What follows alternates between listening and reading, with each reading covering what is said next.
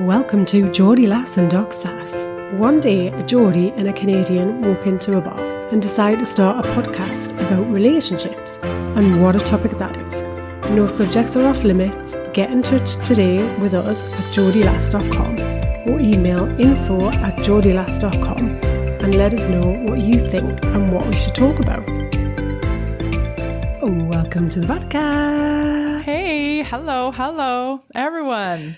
What's up? Hello. How's it going? We are marching into spring. Sorry, like we're always talking about spring, but like, come on, we're so like lovesick about. Oh my god, it's so amazing. I know, It's but so we have to mix amazing. it up a bit for the listeners. We're I getting know. a bit dull now. I know, we're getting a bit dull. All we ever do is talk about the weather and how much we want sunshine. I know, right? Absolutely. Okay, maybe just this is our last week. Officially turned into like middle-aged women now. I totally am, but I'm a cougar, so that's like the special. Shout out to my friend. He is like me and my other friend back in Delhi, total cougars, like, but amazingly, like the really awesome, the awesome kinds. What was that program that Courtney Cox was in where she was a cougar? What's it called? Can you remember? No. And that big, massive, giant glasses of wine. I can't remember what it was called. No, neither can I. But I know what you're talking about. It was hilarious, She's like right? the quintessential cougar. Yeah. Very funny. Oh, Very funny. beautiful, beautiful. Yeah. So Yeah. how are you doing? What's going on over the pond? Well, I'm good, but I'm a little bit annoyed, and I don't get annoyed very often. You do I'm not. kind of like, and I'm also not very good at then kind of sharing the annoyance, because then I think, well, I'm sure people didn't do it on purpose. Yeah. So sometimes I'm a bit too level 3 with it all, and maybe I need some more Anger. level 2 kind of anger. Yeah. Can you share any details? So I placed an order for a piece of furniture, a new desk, Oh, in January. what? January, What? I tell you, right? Now, there was a problem with the order, and the payment didn't go through properly. So I thought, right, I'm just going to ring the shop. I'm going to double check that they've got this order and the payment has gone through. They said, no, there's been a payment failure. You're right to kind of ring up.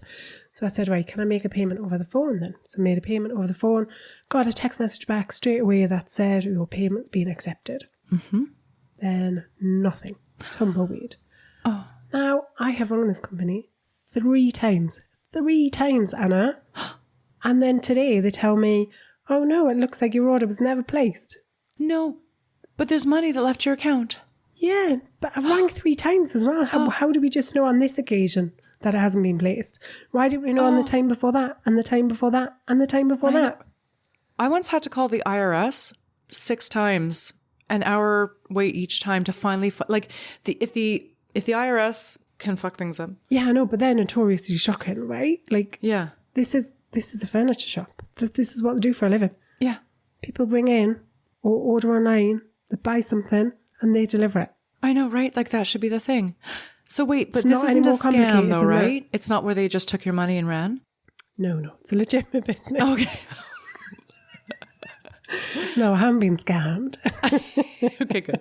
No, but like that's the first place my mind goes to. Okay, but they So, know of where it course, is now? Well, they've had to place another order. So obviously I wrote a very strong email that wasn't that strong. I just said, I'm a little bit frustrated and this is very disappointing. Oh, that sounds like really scathing. It's not at all, is it? I haven't got it in me to like totally give out to somebody about it. Right. But yeah, I'm a bit like, I mean, it's just incompetence, right? Yeah. Anyway, Oh, that was really my frustrating. drama for the week. That's really frustrating. And you let your anger fly as much as Sarah's anger does fly. Well, yeah, I'm not really a very angry person, to be honest. So I kind of feel like I should be more angry and annoyed by this.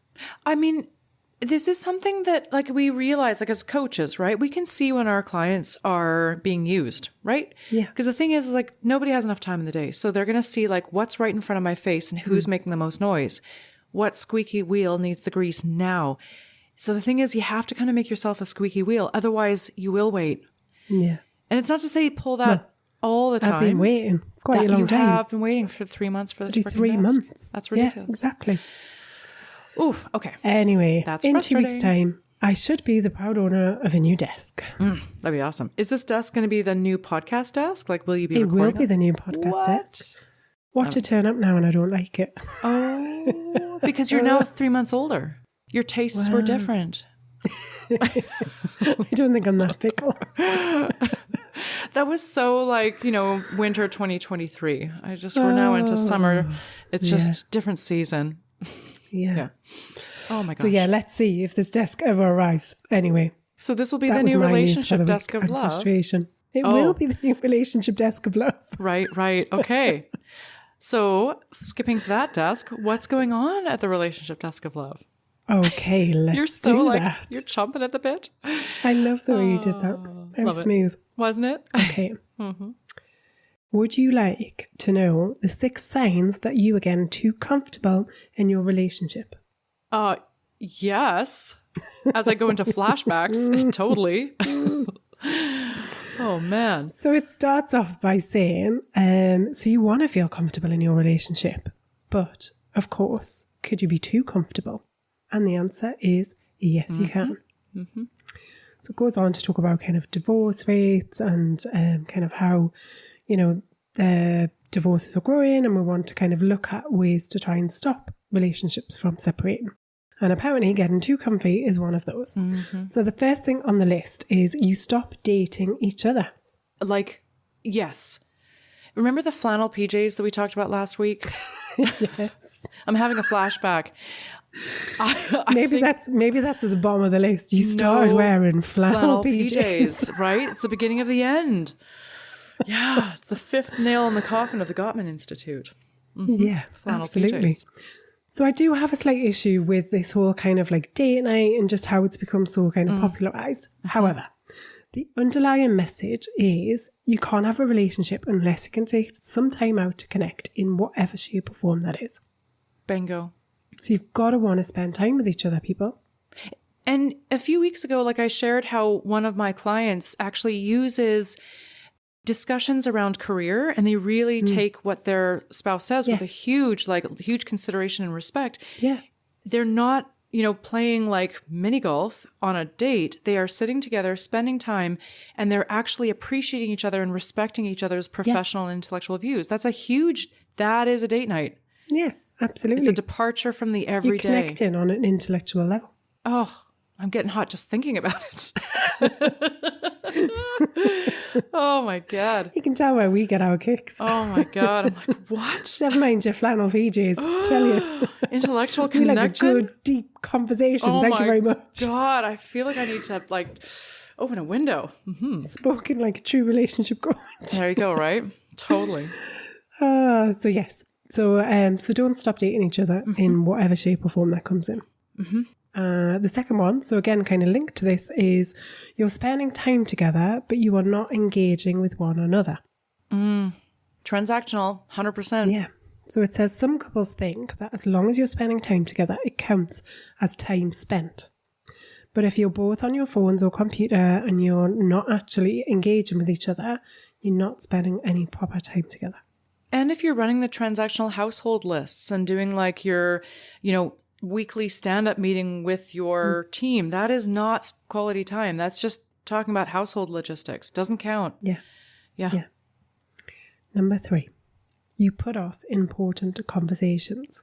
Oh, which relates to our lovely listener last week too, right? Burying your head in the sand. There's something brewing here, but I'm going to put this off. Yes. Yeah. So it says one of the keys to any lasting relationship, whether romantic or otherwise, is to have open and honest communication. Too often, couples feel safe and comfortable in a relationship and will put off having the hard conversations. When couples start to avoid having those hard conversations, things can go downhill very quickly. Word. Yep. I love number 4. You take each other for granted. Oh my God, that feels like a knife to the heart. Oh, I know. Felt that one. Okay.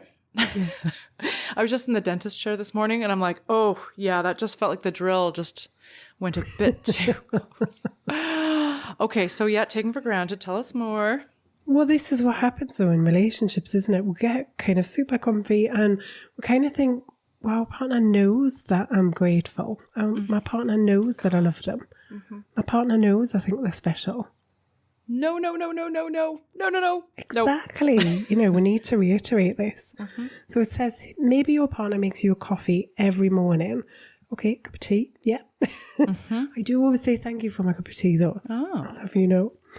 It says, comfort comes with a sense of security, but you need to make sure that that same sense of security isn't being taken advantage of, and that you don't stop caring about your partner. Pay attention to the things that your partner does for you, that they don't have to, and actively listen and make sure that you recognise those moments. A little thank you goes a long way. Nice. Okay. Easy to forget, but like the MTA in New York City, if you see something, say something, which I say, if you feel something, say something. Yeah, absolutely. May seem obvious, 'tis not. Exactly, yeah. Number 5. You assume you know everything they think and feel. Oh, good God. Sarah, your eyes wide are like, it's like you've seen a ghost. Oh my gosh. I mean, this is just so true, right? Like, how many times do we we'll play something back or we'll share something because we're trying to reiterate that we understand that person. But actually, a lot of the time we don't. 100%. Yeah. So it said, you know each other on a deep level, but even the strongest of couples can't know exactly what each other is feeling and thinking at all times. This can be a problem. When couples get so comfortable with each other that they stop checking in, it's important to remember that we change and evolve as people, and so do our thoughts and feelings. The next time you catch yourself assuming that how your partner might feel, try asking a question. Growing together, not apart. You remember that old adage, like, if you assume, you make an ass out of you and me? Yes. Yes. I was always told that when I was young by my mother. Yeah. I've never ever forgotten it. Yeah. At the time, didn't have a clue what she was talking about. Just thought she was batty as hell. But she probably was 25 years later, I'm like, yeah, right. Right. Now you're spouting it off to an audience of people around the world. Can you imagine? Yeah, indeed. Wow. Yeah. Wow. All right. Final piece of advice here. So, your communication consists of logistics and not life. I think we could have written this article, Anna. I think, seriously, damn, this is everything we've been talking about. A lot of it from personal experience. Yes, totally. Yes. Totally. Logistics. So it says, when did you last text your partner just to say you were thinking of them?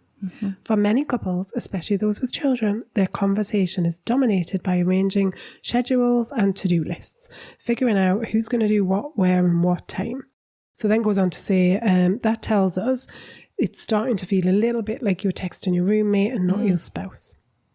Put greater focus on understanding your partner's needs, and don't be afraid to restructure your relationship to do the things with intention and purpose. Yeah. And because I like a little saucy fun, I'm just going to say, never stop sexting each other. If that's what you've done before, never stop. Never stop sending a little naughty picture or something. Like, there's no way to like misinterpret a boob shot as like, could you make sure that Johnny is picked up at school, right? It is completely apropos of nothing, and it just gets you out of the, oh my God. Yes, it just, nothing says I love you than a little not safe for work. I haven't been saucy in a while, Sarah. She's like, please let me I just out wanted to a little play. sauciness. Please. Just a little sauciness. Okay. You can play. I'm back in the box. Oh my God. Yeah. After having recently discovered. Yeah. Anyway, go on. Yeah. Well, it's good to know the sides of your life that excite you the most and share those with your partner. Well stated. Well, I think we could have written that article. Seriously. I don't think there's a single thing in there that I could disagree with. No. There's no flannel pajamas in that article. It's not a single bear. I agree. I approve. Geordie Lass Doc Sass approves of this message. That has got the seal of approval. Yeah, totally. Oh, man. All right. Okay. Shall we go to a hot topic now we're warmed up? Let's go for it.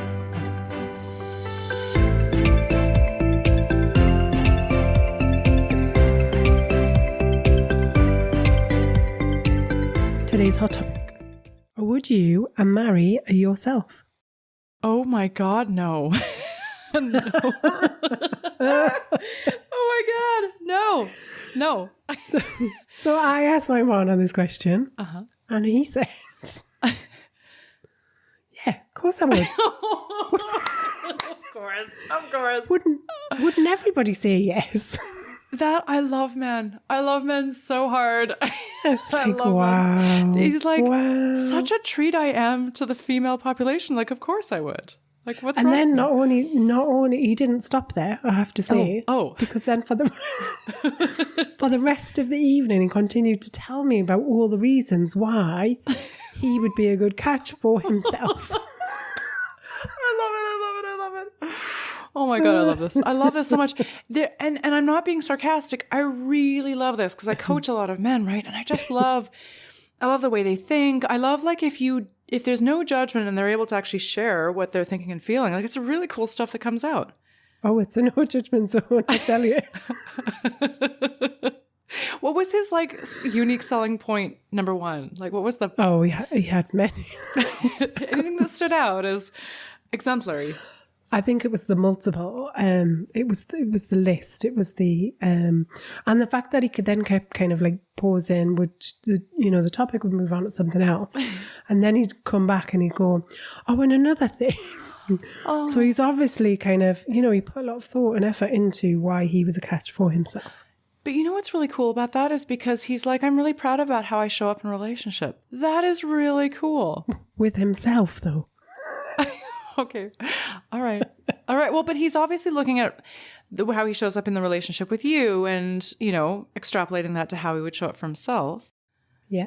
I'm trying to give him the benefit of the doubt. Sarah's like, No, it was funny. It was very sweet. Oh my God. I love this. All right. So it seems to be an audience divided. What do you think? I think yourself? the audience would definitely be split on this. There was this phenomena in, I can't remember if it was China or Japan, it was in that kind of region where kind of marriage rates were falling, people were just not really, having that kind of connection and that opportunity to get married. And it wasn't, it wasn't at the same level. But these women were determined that they were still going to get married, and they actually went through a full ceremony to get married to themselves. Oh my gosh, I think I heard about this. And they had the cake and the dress and they went through this whole ceremony. Oh, wow.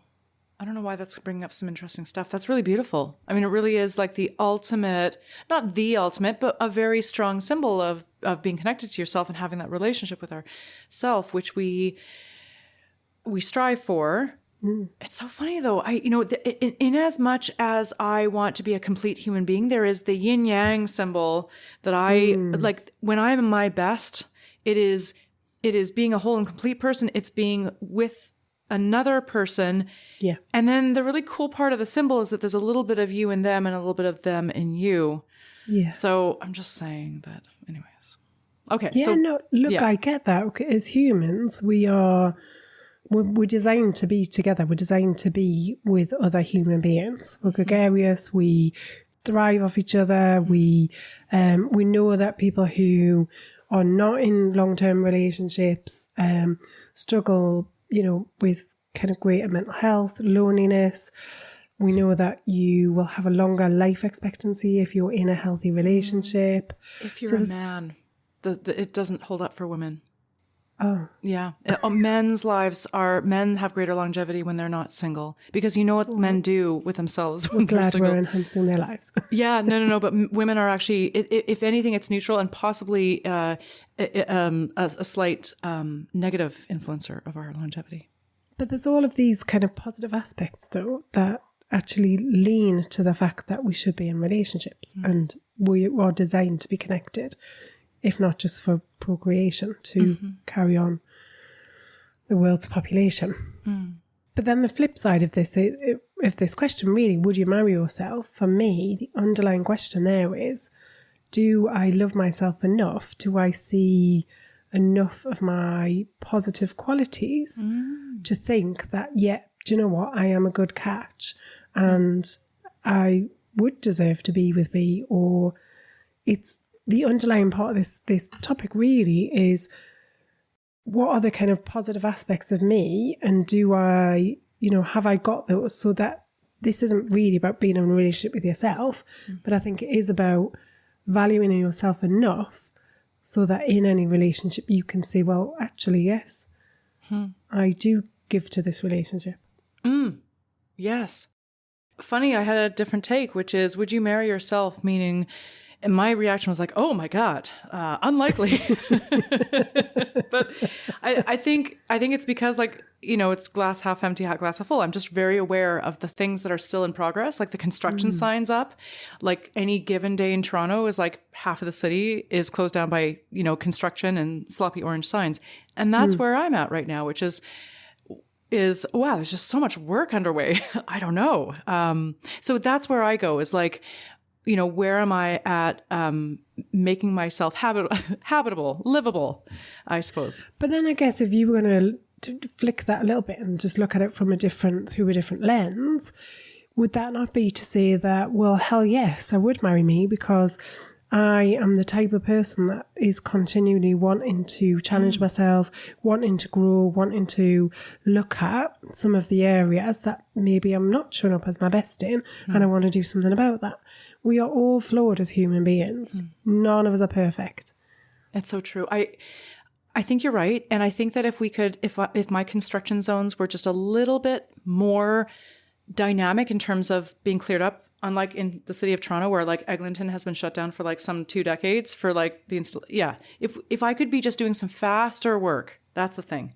If I'm moving at things at a steady pace and it's not just the same old closed down road. I can't get away from like the traffic analogies in Toronto. I think it's because like the spring has happened and it's just like, stalled after stalled construction projects. And it's just, anyways. So anybody from Toronto who knows what I'm talking about. Yeah. they're taken to town and trying to get in your troublesome way. I mean, and that's where I'm like, is the city trying to be better, or are they just kind of, starting projects and not finishing them? So I guess what I endeavor to do is to start projects but finish them. So be growing, be better, but also completing the project and not having a bunch of, half-finished stuff lying around my heart, I suppose I could say. Yeah. So but that's commendable. Well, yes. And it's funny that I went there. So now where you went is, do I see myself as lovable? Do I see myself? Because like the unconditional love, the lack of feeling like you're worthy of unconditional love is the thing that roots behind your anxious and avoidant attachment styles. Yeah. Is the most beautiful line in a film that I've ever heard, which really made me kind of stop and think. And it was just one of those kind of aha moments for me, was this line, and I think I've shared it on the podcast before, but it's, the line is, people love you because they love you, and that's it. So it's not about kind of, because you're kind of always doing something for somebody else, or that kind of people-pleasing aspect, or any of those things. People love you because they love you. And part of that is we accept who you are, no matter what. Okay. So if somebody were kind of like me, like, would you marry yourself? And you'd be like, ooh, I don't know, dicey. What would be your advice to somebody who's ambivalent about whether, like, who has that similar reaction, who doesn't have your partner's in fact, your partner's reaction is the best. Like, absolutely. And here's why. Let me give you my 21-point manifesto. That's amazing. I think he was pulling out a PowerPoint presentation. Oh, I love it. If I hadn't stopped him. That's confidence, man. That's confidence. In fact, for all I know, he might be preparing his presentation right now. Very well. I've had some additional thoughts, and I have about 20-minute, 15 slide deck. I've got another 3 hours to add to this. Yeah, exactly. I've hired a videographer to, and a screenwriter. But as much as I kind of laugh and joke about it, it is about kind of really doubling down on where you think your positives are. Like, what is it that you think you bring to a relationship? What is it that I'm really good at? What are my endearing characteristics? We start to focus on some of those things. We talked the other week about, focusing on strengths in your relationship. It's important to focus on kind of what strengths you bring as well. And, if I was going to kind of get married to myself, or if I'm kind of indeed already married, like what is it that I'm bringing to the relationship? Where is it that this just simply wouldn't work if I wasn't this way? Oh, actually, that's a lovely way of saying it. It's a lovely way of thinking about your strengths in a way of like, how would this not work if you were not this way? Yeah. Yeah. Oh, that's awesome. And actually that brings up a point. I'm like, oh, there's a lot of things to be worked on, but I do appreciate my enthusiasm and in it to win it. Yeah. That is an asset. No matter how hard the road goes. Mm-hmm. Yeah. We're all working on things. If you're not, you're standing still, you're stagnating. We've all got areas where we kind of, want to tune up a little bit. Mm-hmm. Oh my God. Now you just like triggered like out on the lake, man, with a strong headwind. If you are not paddling the water, you are going backwards as I was 2 weeks ago. Holy crap. Yes. Mm-hmm. Yeah. There's nothing like a good blustery nature to remind you, like you have to always be doing work. Otherwise you will be shoved backwards. Oh, for sure. But it links as well to that, to the love desk and, not taking things for granted. See more about that, actually. So if we kind of just rest on our laurels and because on one hand, we want to be able to demonstrate that we've got strengths, that we've got something there to offer to somebody else, but we also want to carry on growing at the same time. If we don't do the carry on growing bit, we just take for granted that actually what we're doing is good enough. And we don't second guess or question things. A lot of the time with the hot topics that we talk about, we're trying to challenge just some thinking, and we're trying to put this perspective into the lives of the listeners to say, well, actually, kind of, what am I doing that's really great? And what else could I be doing to make sure I don't take any of this stuff for granted? Yeah. That for some reason has me like, okay. Yeah. Yeah, that taking for granted is that brings, there's a lot there, right? It's just so easy to do, and it just destroys so much. Like it's not an active destructive force. It's just the passiveness, the apathy of taking for granted just destroys so much. Well, we all want to be appreciated in life. Yeah. This isn't just about intimate relationships. It's all the relationships that we've got, that we're connected with. We all want to be appreciated. We want to know that we matter. We want to know that actually we're adding something. There's some value in this connection that we've got together. Yeah. And with 50% divorce rates, there's this feeling of like, we can just get another, or like, oh, we're done. Yeah. But how many of those, how many of those 50% actually, could have turned things around? Mm-hmm. Yeah.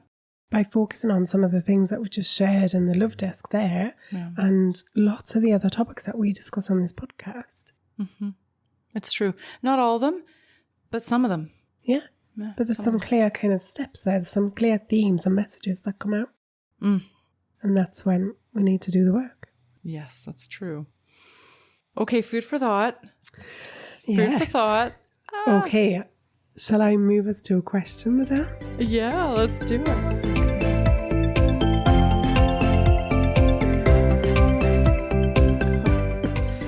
Okay, so this question feels like it's aptly timed for our discussions today. As it always is, yeah. Okay, today's question. I'm sure my relationship is heading for divorce. We've been together for 25 years, but it doesn't seem like we're able to talk to each other anymore. Lately, the arguments have come thick and fast. Yeah.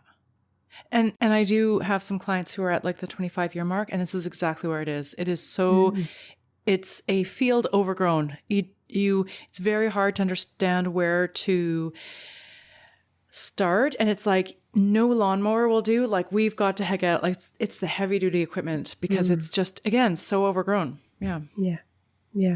25 years of just like earlier, like not saying what your needs are and just putting off conversations. Right, comes back to the hot topic, like or the love desk. Yeah. But I mean, it's all of those things, right? So I would bet my bottom dollar that this couple have not invested the time in their relationship to create those moments of connection. They haven't had some of those tough conversations. They haven't kind of prioritized the relationship. They haven't told each other what they think and feel on a regular basis. They haven't had that regular, open and honest communication. You know, all of these things, they probably have taken each other for granted. They've rested on their laurels. Most of us have, and most of us do. Yeah. And they're probably wearing flannel PJs in bed. Oh my God. See, that's the thing. That's the We're thing, never Sarah. going to get away We're from never the going to. flannel That's PJs. it. That's, I can't unsee it. Eventually I'll forget about it. No, you won't. But I think it is, you know, it's this, for me, what really kind of stands out is that kind of taking each other for granted. And I can bet that that's there. And not recognizing how important you are to each other, and then sharing what it is that makes the other person so important to you and so special. You know, we forget about some of those feelings of the heart, and as relationships develop over time, we can often go very kind of head-based. Like if you really had to drop down into your heart space and just share everything that you felt about your partner, what would you say? You know, this is where, so you and I both caution that the love-sick, dopamine high initial infatuation phase of a relationship lasting anywhere from 6 months to 2 years, that is always going to change. And it is. At the same time, it is super important never to forget that initial desire and what you felt, because really, you are at your best. Like your person is actually seeing you at your best. You take your partner for granted, then you take yourself for granted steadily over time. But like retrieving some of those gems of that first infatuation period are great. All too often we say, but that period was just the start. That was a mirage that didn't exist. It sure as hell existed. Yeah. And you were great then. Yeah. There's definitely a need for something that's quite head on in this situation, I think. And the other aspect I would say about this question is, you know, are we heading for divorce? You know, it's gone straight from kind of the bickering set in. We've started to kind of, you know, I can see the arguments, I can spot them. And then I've gone to actually the only solution is divorce. I get it. I'm a total catastrophizer, right? Like we catastrophize. See this all the time. It's like that. There's no space in between. It's kind of from 0 to 100. And there ain't nothing that's going to stop us from being there, which is just so far from the truth. And which is why we do the work that we do, to try and show another way, show another path. It isn't, just because you've started to argue a bit more, it doesn't mean it's the nail in the coffin of your relationship. It means there's a little kind of beacon going off in the corner going, hang on a minute, we need to look at this. There's something not working. This isn't a good result. So it's a warning sign. It's an alarm system. This is a great place to be. It is. But so many of us... It doesn't feel like it. No, it doesn't feel like that because we're not used to hard emotions, and we're not prepared to work through hard things to get to the good. And we don't like conflict. We do not like conflict. Yes. Hasn't been my friend before. I'm getting more comfortable with conflict a little bit. I love the way your face lit up there. Like, yeah.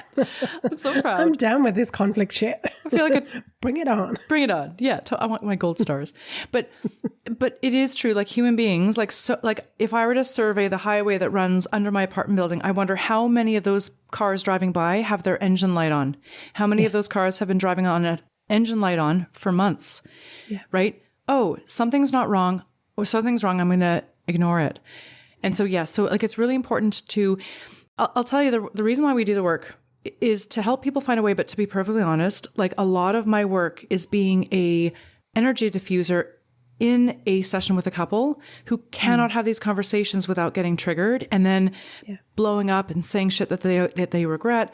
And so having a coach in the room is just a third person in the room to be able to broker, to be able to mediate, to be able to be... to let hard things be said and to decouple it from the reaction so we can actually look at it. And, you know, when I'm coaching people, they have to be on their best behavior because there's the gaze of a stranger in the mix, and that's therapy. That's good. That's helpful. But, you know, indeed, the reason why we're so scared is because we've tried our communication as much as we can, right? Somebody tries to bring something up, usually in a not very helpful way, passive aggressiveness or anger, right? And then it triggers the other person, they shut down or they get angry. And then it's just the flinging shit at each other. Like, I want to hurt you as bad as you've hurt me. And then there's the stone cold silence for 4 days. And then there's this like grudging sort of reunion, but it shoves everything under the carpet. How can you tell I have lived this cycle after cycle? Oh my God. The flashbacks. Vietnam will never end. Yeah. Yeah. I mean, and so if you lived with that enough, you're like, well, I guess it's divorce because I've tried to communicate and I haven't been able to. But that's what communication looks like for the vast majority of couples. Yeah. I think in this case, I don't get a sense that this has been going on for a while. And I think this is something that's a change in behaviour, a change of pattern, and they're a really good opportunity to be able to nip it in the bud and to try and get some of these conversations up and talked about. You know, go and take some time out, go for a nice walk, have a coffee somewhere, you know, do some of these things in public. Sometimes you can't actually kind of explode too much there. Yes, indeed, yeah. But there's something, the underlying part here is there are some needs that are going unmet. Yeah. There are some wants, some desires that have never been spoken about. Yeah.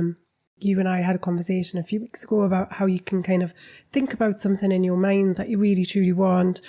The other person doesn't know about it, they never do it, and you just feel constantly disappointed.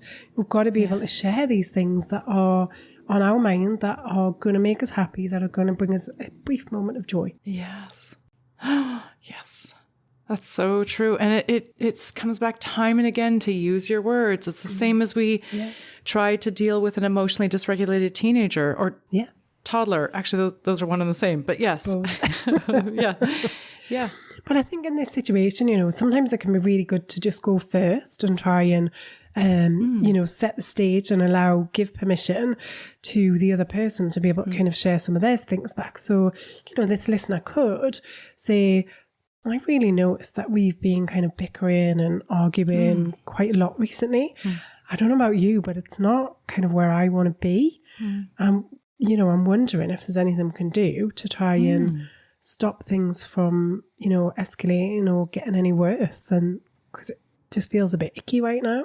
And so if we report something in that way, then the other person has then got permission to say, yeah, actually, I feel a bit crap too. Like I don't know why, you know, I don't know why we're getting into this, but it kind of starts a conversation. It starts a discussion. Yeah. That otherwise isn't there. I like it. I like that. That's a very nice, neutral, non-emotionally charged, open-ended. The other thing that's actually coming up for me, and I do have to highlight because I see it time and again, 25 years puts us around a few transition times. It could be an empty nest. It could be somebody reaching their late 40s and having a bit of an existential crisis. So what tends to happen is when we're unhappy and dissatisfied with ourselves and where our lives have gone, it is not as expected. We tend to start picking fights. Or if we're ready to change, we will start picking fights. Yeah. Yeah. And we'll pick fights with our spouse.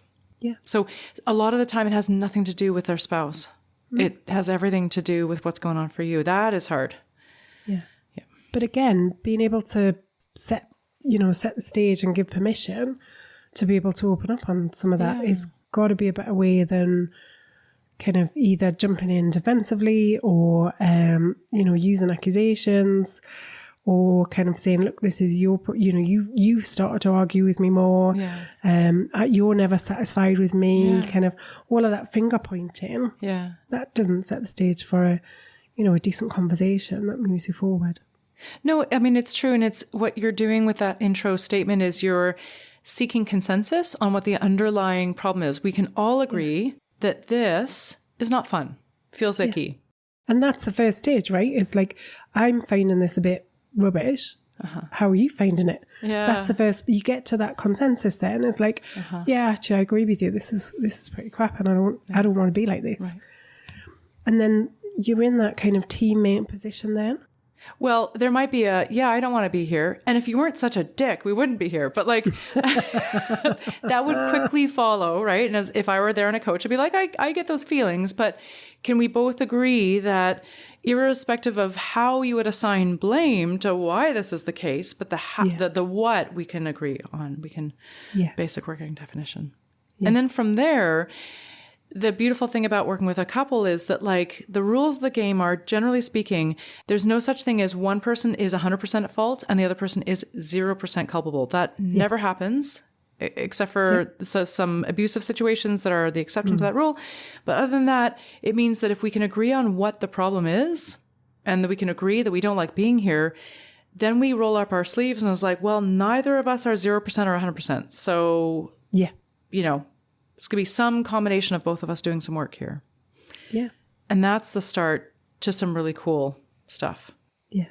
Yeah. I think the key thing for me in this is, don't believe that it's over. There's so much hope and opportunity to be able to actually just take a look. It's also a chance for a bit of a rebirth that says we want to do things differently. Yeah. And it's that having that recommitment to each other, I think, is just so important. It is. And look, and I'm not going to blame, I have had couples or individuals who've realized, you know what, we should make it work. We're both great people. It seems in reach, but you know what? Too much time has passed. Too much debris has fallen on this relationship. And I'm afraid I'm not able to reinvent myself in this situation. I need a fresh slate. Regrettable, but if that happens, you're in choice, right? And that's where divorce, after you've like tried and reckoned with what would it look like to reinvent myself and reinvent us, and what work would be necessary. Yeah, totally. But I think the majority of people skip that bit in the middle. They don't say, actually, let's evaluate this. Let's look at whether the relationship really is worth saving and whether I, want to invest what's needed in order to get us back on track. Skip that bit and just go, this isn't working, this is never going to work. I'm packing my bags and I want to, I'm on the phone to the divorce lawyer as I'm driving out the driveway. And downloading Bumble and Hinge at and Tinder at all the same time. Yeah. And I'm moving on. Well, and the hard part is, that like there's so like dating apps make us think like we think that it's way easier on the dating scene than it actually is. Yeah. So we think like, oh, the grass is so much greener on the other side. I'm just going to pick up somebody new. It'll be great. But it's not actually very easy. Just saying. Yeah. Yeah. The reality of your future vision is never the same as the fairy tale that happened before it. Well, the reality of the thought that I just need to find a better person and then all my problems will be solved, that's where underlying, that's where the problem is. The thing is, a lot of relationships are fixer-uppers. Like you could certainly buy a new house, but just if you can figure out, does this house have good bones? Does it have good structure? Even if we have to tear down a lot of it, is it built on a solid foundation? And if it is, then that's something that you're going to want to fix up and not just flip the house and move on to the next one. Not that I own real estate, but if I did, I'd be looking at the foundation and looking for cracks in the concrete. And if it was actually pretty good, I'd be like, hey, I think we can work on this. Absolutely. Bring in a good contractor, bring in a coach. Yeah. Yeah, never be afraid to reach out, get some help, get some support with the things that are going on. I regret not bringing help in. I really do. I thought I could DIY my relationships, and I was a fool. I was a fool. I should have brought in help. And many people come to that very same realization. Mm-hmm. I love the house analogies. It's awesome. I don't even have a horse in this race, but I really love it. Oh my God. Oh, wow. All right. Well, I'm feeling fired up. We are indeed. We are indeed. Yeah. All right. Okay. Till next time. Till next time. So that's it for another week of Geordie Lass and Doc Sass. We hope you've enjoyed listening as much as we've enjoyed chatting. Get in touch and share your questions for relationship remedies and any hot topics you want us to cover. If you need help navigating all things relationships, Anna and Sarah are available for one-on-one coaching support. Email info@geordielass.com. Please remember to like, share, subscribe if you've enjoyed listening. And if you've not, how on earth have you made it this far? I promise we'll try harder next time.